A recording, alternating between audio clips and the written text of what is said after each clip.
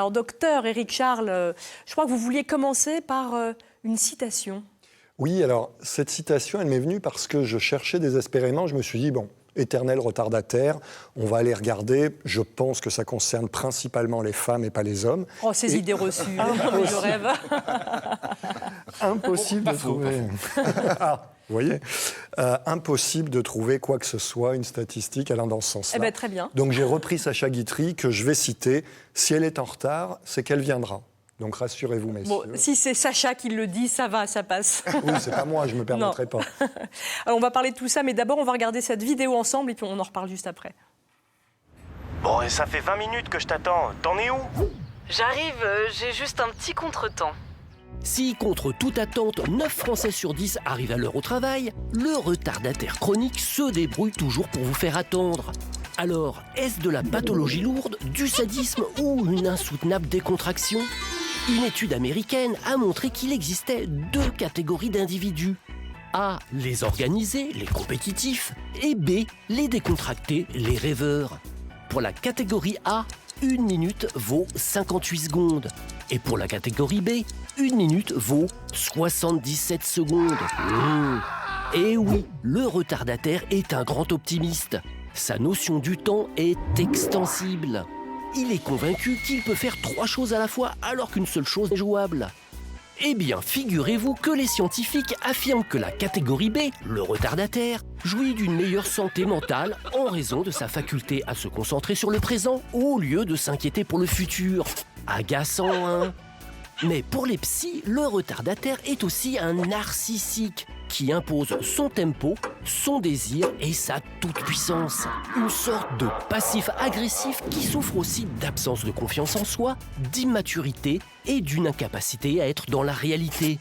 Bref, à vous de choisir s'il faut plaindre ou accabler votre retardataire préféré. Alors on va revenir sur plusieurs de ces points qui sont évoqués. Docteur Éric Charles, déjà, il y a une étude qui montre, aux États-Unis, qui montre qu'il y a un certain pourcentage de la population qui est en retard. Qui a un petit peu plus d'une dizaine d'années, et ont montré que 20% de la population américaine étaient des retardataires chroniques, étaient quasi systématiquement en retard. Est-ce que être en retard, ça a un lien avec ceux qui procrastinent? Je n'ai pas bien compris. Qu'est-ce procrastination. Que vous voulez dire? Ceux qui font de la procrastination. Oui, non, ça, et on ne se moque pas. Hein. Ça pourrait être intégré, mais en fait, le procrastinateur, il repousse à plus tard, mais des idées, ce qu'il doit faire. Là, on est vraiment dans physiquement, moi, je ne suis pas capable d'être à l'heure. Donc, c'est pas tout à fait la même chose. Alors, je voudrais tout de suite qu'on entende peut-être la question d'un téléspectateur. C'est Stéphane qui vous pose une question. Bonjour à tous, Stéphane Jules. J'ai bien une question que je me pose sur les retardataires. Pour faire beaucoup de réunions et voir de personnes qui s'autorisent à venir tout le temps en retard, est-ce une habitude? Est-ce devenu une habitude? Ou est-ce lié à la personnalité? Je vous pose la question. Alors, docteur, qu'est-ce qu'on lui répond à Stéphane? Alors, on lui répond qu'on a cherché absolument le gène du retard et on ne l'a pas trouvé. Donc, ce n'est pas quelque chose qui est génétique. Ce qu'on sait, c'est quelque chose qui se retrouve... On apprend à être en retard, entre guillemets, à l'école durant sa scolarité. Après... c'est vraiment multifactoriel et effectivement, il peut y avoir des problèmes de personnalité. On peut peut-être tout de suite partir sur un petit peu ce qui a été dit, type A et type B. Moi, en le voyant, j'y ai pensé. Alors, ça, il faut savoir que les personnalités de type A et type B, c'est quelque chose qu'on connaît, sur lequel on a travaillé il y a très longtemps, dans les années 60, et c'était par rapport à l'infarctus du myocarde, où on montrait que les personnalités de type A, qui sont des personnalités plutôt sténiques, plutôt hyperactives, volontaires, dynamiques, avaient beaucoup plus de risques de faire un infarctus que les type B, qui étaient plus cool, qui se laissaient vivre, plus faciles à vivre. Et donc, en reprenant cette étude auprès de conducteurs de métro à New York, il y a Jeff Conte, qui est un psychologue, un chercheur en psychologie, qui a montré qu'effectivement, les retardataires avaient plutôt une personnalité de type B, étaient plutôt des gens, on va dire, plus tranquilles, plus faciles à vivre. Mais qu'est-ce que ça dit de nous, finalement, si on est retardataire chronique ? Tout et rien. C'est vraiment... les hypothèses que l'on a sont très variables et je pense que ça dépend des personnes. On va prendre l'exemple du stress.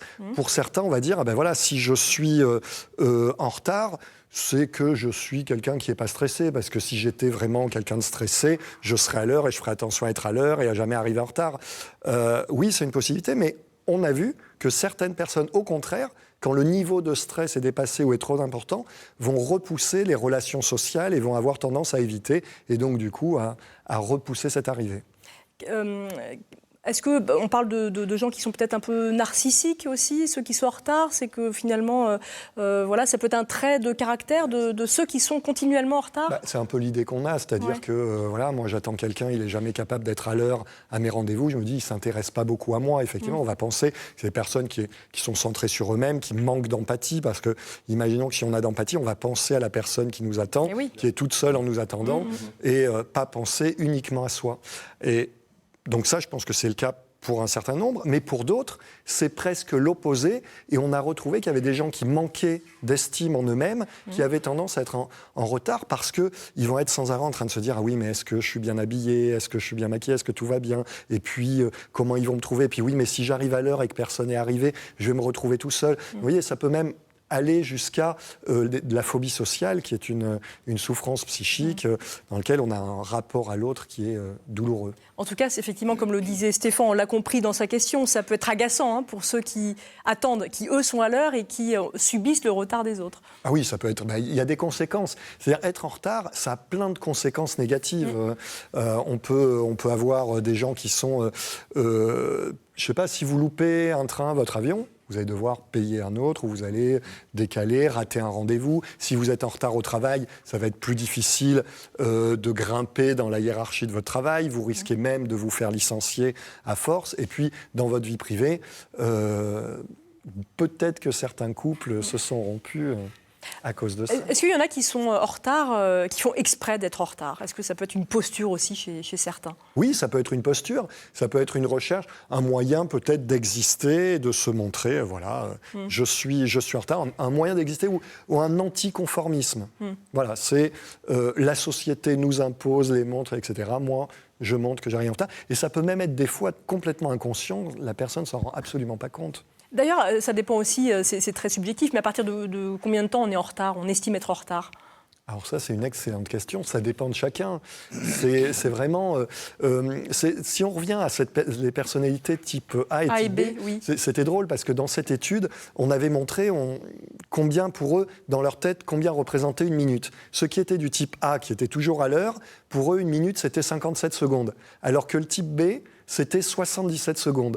Donc on a une notion très relative du temps qui peut expliquer que on peut être capable d'attendre quelqu'un pendant un quart d'heure, 20 minutes, sans que ça pose de problème. Et pour d'autres, au bout de 3 minutes, c'est la fin du monde. Alors, on peut aussi parfois être en retard et parfois être à l'heure. C'est le cas de notre téléspectatrice qui nous pose aussi une question, surtout qui témoigne. On l'écoute, Nathalie. Bonjour, je m'appelle Nathalie, j'ai 42 ans, je suis aide-soignante en maison de retraite. Alors, je ne m'explique pas, je n'arrive pas à être à l'heure dans ma vie privée, avec mes amis. Je leur dis que je suis en route ou que j'arrive, alors je suis toujours à la maison. Étonnamment, dans ma vie professionnelle, je suis très ponctuelle, j'arrive même à l'avance. Donc, je ne sais pas le pourquoi je n'arrive pas à être à l'heure avec mes amis. Et par contre, dans ma vie professionnelle, j'y suis. Donc, être à l'heure ou en retard, ça peut être variable en fonction des circonstances. On va essayer de donner une interprétation soft pour pas qu'elle se fâche avec ses amis. Mais effectivement, si vous êtes en retard au travail, ça peut être l'expression que ça vous intéresse pas beaucoup, que vous aimez pas beaucoup le travail que vous faites, ou qu'au contraire, vous êtes dans une période un peu difficile et peut-être dans une préparation d'un burn-out ou de choses comme ça. Si par contre, vous êtes en retard dans les rendez-vous amicaux ou sociaux, ça peut être l'expression, comme je vous ai dit tout à l'heure, d'une grande timidité ou d'une phobie sociale. Et puis, il y a aussi certaines personnes qui sont systématiquement en retard le matin. Alors ça, on peut l'expliquer aussi par les personnes qui sont plus fragiles, qui ont des rythmes biologiques qui ne sont pas adaptés à notre monde de vie, notre monde moderne, et qui donc sont en décalage permanent et qui, le matin, vont avoir de très grandes difficultés à se lever, à être à l'heure. Et moi, je pense juste à Nathalie, mais est-ce qu'on peut se dire, pour le boulot, effectivement, là, on s'impose d'être à l'heure et puis on court un peu toute la journée et que parfois, on se relâche un peu quand c'est pour aller au restaurant, rencontrer des amis. Juste, on se relâche, on se met un petit peu moins de pression, tout simplement. Oui, vous êtes en train de dire qu'elle a des amis sympas et un employeur très rigide et méchant. Peut-être. Moi, je ne dis rien. Non, bien sûr, oui, vous avez raison. Mais alors, quelles sont les solutions pour ceux qui en ont un peu marre aussi d'être en retard tout le temps ? Alors, les solutions, on peut donner un peu des solutions à l'emporte-pièce, mais je crois que la première chose, c'est bien quelqu'un qui est en retard et qui en souffre ou qui en fait souffrir les autres, il doit déjà se poser la question et se dire pourquoi je suis en retard. Là, on vous a donné quelques pistes. Donc, posez-vous la question, quel genre de retardataire vous êtes ? Et à ce moment-là, vous allez vous adapter et adapter ce que vous pouvez faire. Après, il y a des choses qui peuvent être assez simples où on va anticiper, on va se donner du temps. C'est-à-dire que vous pouvez anticiper si vous devez prendre le train. Moi, c'est ce que je fais régulièrement. Si je prends un train ou un avion très tôt le matin, je prépare mes affaires la veille. Et je vais partir plus tôt en me disant, on ne sait jamais s'il y a un accident, un truc, un machin. Je serai quand même à l'heure. Donc, vous voyez, il faut s'organiser. Les donneurs de temps. Oui. Il faut s'organiser, on peut prendre un agenda, on peut noter. Et puis, il y a aussi quelque chose qui marche bien, c'est la projection mentale et l'imagination. C'est-à-dire de visualiser un petit peu ce que va ressentir ou vivre l'autre si vous êtes en retard. Un peu d'empathie, quoi, avec les autres. Exactement. Mettez un peu d'empathie dans votre vie. Ce sera c'est la phrase du jour. C'est la phrase de conclusion. Merci beaucoup, Dr Éric Charles. N'hésitez pas, si vous avez des témoignages, des questions à ce sujet-là, vous nous appelez 0805 383 383. Et puis, il y a aussi notre page Facebook, Ensemble, c'est mieux.